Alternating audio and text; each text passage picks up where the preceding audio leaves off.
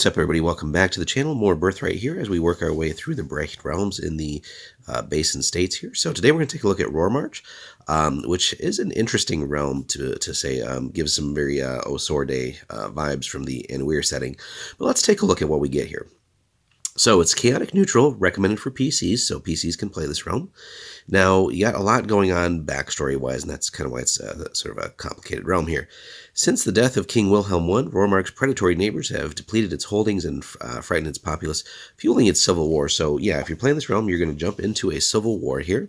Now, you got a fair few provinces here, and the nice thing is, aside from the 1, 2, everything is pretty decent level. You got a 3 there in Osternord, but you got a lot of 4s there. Oh, I missed one. Werthangen is at a 2 as well.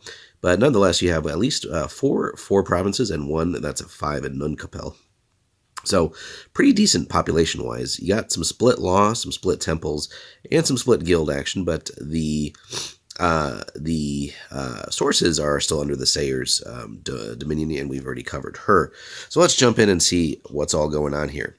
So the 2 regions compete for the law of the land. The new king, Alaric I, who is neutral good, a decent bloodline as well, claims the rulership of the southern provinces, while Prince Odin, lawful neutral, the son of the former king, holds the northern provinces under his sway. Neither rules the hotly contested province of Friedland, which is a decent-sized province.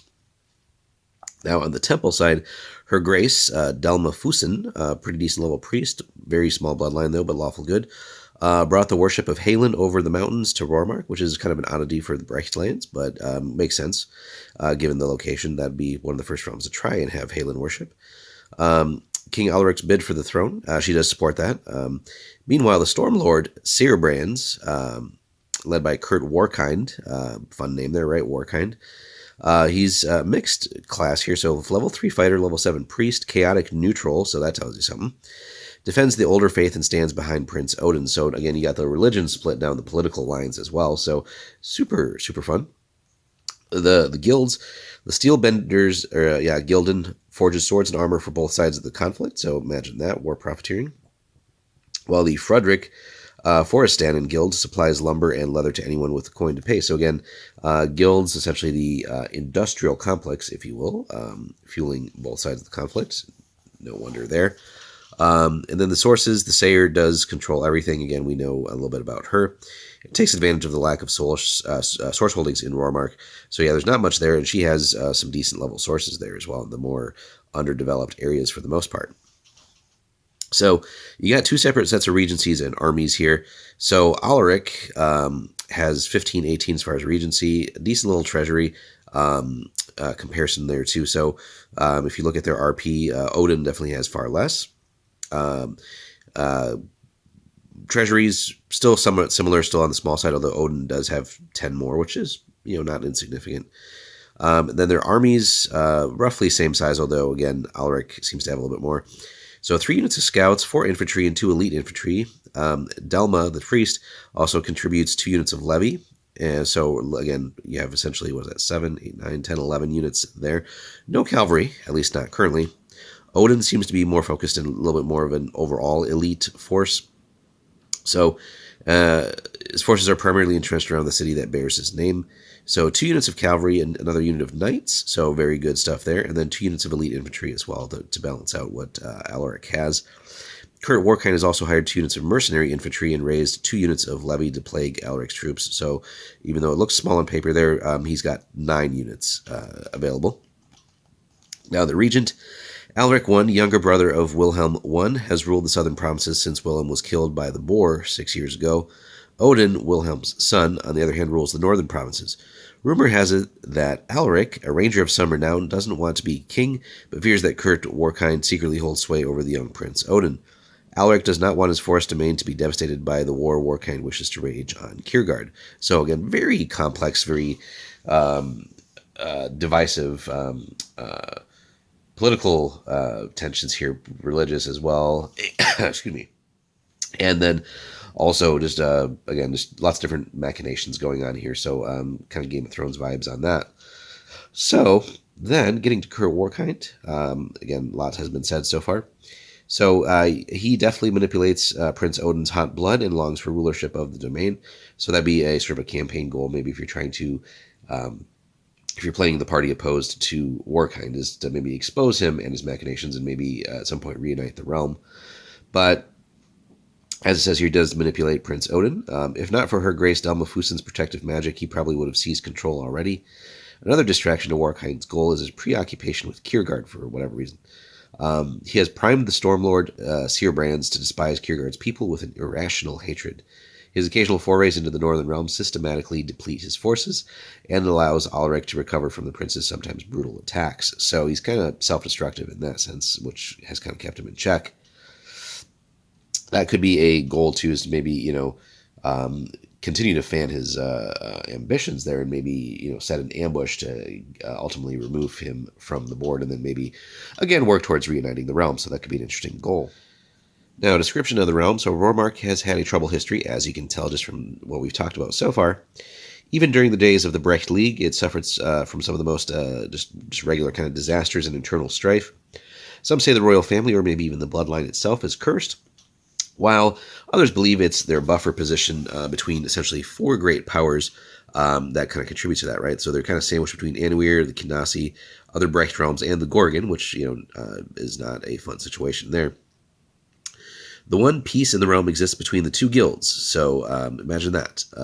The Siegfried Lessen, the Steelbenders Gilden, and Friedrich Buchassen of the Friedrich Forestanen have no enmity for each other whatsoever and seem content to supply both sides of the Civil War, which makes sense. Why not?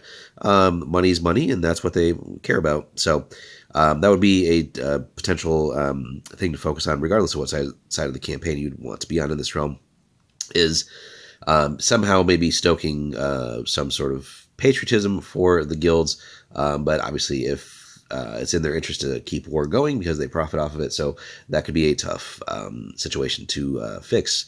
You don't want to be seen as ruining the economic activity of the realm, but on the other hand, they're not really in favor of one side or the other, so that does remain a tough point to do, but that could be a fun goal as well in a campaign. Now, rumors run rampant that Buchassen still seeks vengeance against Kurt Warkind for the death of his father, Frederick. No proof exists, and that's what that might be you're in. But many believe the old king of Rohrmarch intended Frederick to become Prince Odin's chief advisor. The guild holder died suddenly and suspiciously just after the king, and Warkind took his place in the prince's councils. Yeah, so that could be something. And again, if you're playing on the side that's opposed to Kurt Warkind, that would be something, maybe some rumors, some whispers, and then kind of following that. So an interesting campaign piece there. And maybe ultimately a way to expose Warkind and, again, temper the prince and maybe somehow heal and reunite the land. The land itself does remain hospitable. Strong forests and rolling plains withstand earthquakes and battles. Those who believe in the land's curse also believe in the land's protectors. Rohrnil, the old father of the forests, or some other force must protect Rohrmarch from its enemies and itself. The cities, so there's twin capitals, are both the pride and bane of the realm. In the days of Wilhelm I, Rohrmarch cities thrived and trade prospered, but those days were all too brief. Now, Odin, once called Rokiel, has become an armed and walled city, little more than a fort with a tall tower at its center. Keedle, on the other hand, is still a low wooden stone settlement that depends on its location, hills above plains, and King Alaric's scouts for defense. And something that you might want to invest in actually upgrading as well with some real fortifications. Although, again, the treasury really is tight there for that while staving off other enemies. Allies. Now, interestingly here, the Chimeron trades regularly with both guilds and both regions are careful not to antagonize the relatively peaceful Anshe. The Chimera does refuse to take sides in the Civil War, however, at least so far. That could be an interesting option to cultivate more ties there. But again, that could certainly come with some rewards, but also some severe risks as well. Enemies. Now, as you might expect, Kurt Warkind has made an enemy of Kiergaard's free peoples. Some of Kiergaard's remaining nobles suspect the Stormlord Seerbrand of courting the Gorgon with their warlike actions, which, again, even if not true, could be another way of sort of putting those priests in a bad light, and again, all seeking to sort of undermine their power and ultimately work towards removing them. And then finally, Special conditions. So within the last year, the boar, again, kind of a menace here, but also the apocalypse, which we'll talk about when we get to the Blood Enemies book, were cited in Rohrmarch. Now, the boar is what it is, we knew. That's kind of the more known enemy. The apocalypse is kind of this mysterious force. Again, very interesting enche, but we'll get to that. So while both apparently lack intelligence or will to rule a domain, they may be puppets of some other force, perhaps the Gorgon or even the Swordhawk. We'll talk about that. The apocalypse is kind of just a force, could be more Azrai related specifically. Finally, Rohrmarch also has within recent months been racked with great earthquakes. Some say these quakes are the boar's tread as it stalks the royal house of Rohrmarch. Others believe it's that the rumblings are the land's response to the war between the blooded. So again, that could be a fun sort of adventure hook to look at these natural disasters and figure out the source of that. So again, that could be up to the DM certainly, but again, a fun sort of a part of the adventure, part of a campaign, but again, could be nothing, could just be something as a distraction, but it could also play into as it's described there. So a fun realm, no matter which way you go, but it's kind of, like I said, kind of like Osorde, you have a civil war going on. It really just depends on what side you choose. Ideally, I think you go with a side that's not aligned with Kurt Warkind, if you're more good inclined. But there's just a lot of interesting potential here for whichever side of the conflict, and really could be a true epic undertaking to heal the land, as there are just so many conflicts in all these lands that we've talked about, both from the internal threats, then also externally as well.